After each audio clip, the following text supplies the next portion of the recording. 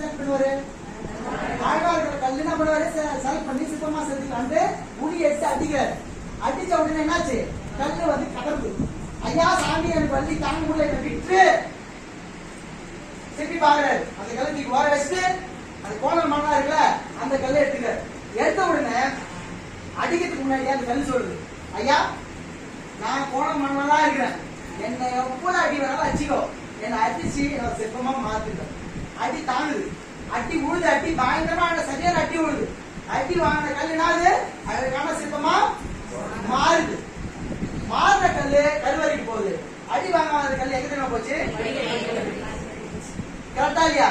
இன்னைக்கு நீங்க அடி வாங்குறதுக்கு பயந்தீங்கன்னா, உங்க கெஸ்ட் சொல்ற நோக்கெல்லாம் பயந்தீங்கன்னா, நீங்க ரிஜெக்ஷனை பார்த்து ஃபேஸ் பண்றதுக்கு பயந்தீங்கன்னா நீங்களும் படிக்கலாமா இருப்பீங்க.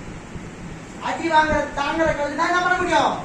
ஜெயிக்க முடியும், கப்பமா மாற முடியும். நீங்க கல்லுக்கே அந்த தன்மை இருக்கு, கல்லுக்கே அந்த தன்மை இருக்கு. ஆஸ் அ மனுஷனுக்கு நமக்கு எவ்வளவு தன்மை இருக்கணும், எவ்வளவு தைரியம் இருக்கு நமக்குள்ள, எவ்வளவு திறமை நமக்குள்ள இருக்கு, எவ்வளவு விஷயம், எவ்வளவு பேராற்றல் நமக்குள்ள இருக்கு. அப்ப நம்ம எப்படி எல்லாம் மாறணும், எவ்வளவு பெரிய சகாப்தத்தெல்லாம் உருவாக்கலாம். புரியுதுங்களா? சக்சஸ் ஒன்னே ஒண்ணுதான். எங்க தெரியுமா சக்சஸ் வரும்? ரெண்டு புள்ளாங்குழல் ஊத்துறாரு இருக்காங்க. ஒருத்தர் வாச்சா மழை வருது, ஒருத்தர் வாச்சா மழை வரல. ரெண்டு பேரும் இன்டர்வியூ எடுக்கிறாங்க. எடுத்த உடனே ஐயா நீங்க அவர் வாச்சா மட்டும் மழை வருது, நீங்க வாச்சா மழை வரல அப்படின்னு மழை வராதவர்கிட்ட போய் கேட்கறாங்க, ஏன் நீங்க வாச்சா வரல? நான் வாச்சையா மழை வரல விட்டுட்டேன். அடுத்து என்ன பண்றாங்க? ரெண்டாவது கிட்ட போய் கேட்கறாங்க, ஐயா நீங்க வாச்சா மட்டும் எப்படி மழை வருது?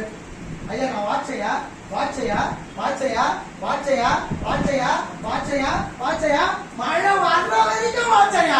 அப்பதான் சக்சஸ். சக்சஸும் அப்படிதான். நீங்க ஒரு இடத்துல விட்டாலும் என்ன பண்ண முடியாது, சக்சஸ் வராது. சக்சஸ் வர வரைக்கும் விடாம கடைசி வரைக்கும் முயற்சி பண்ணுங்க.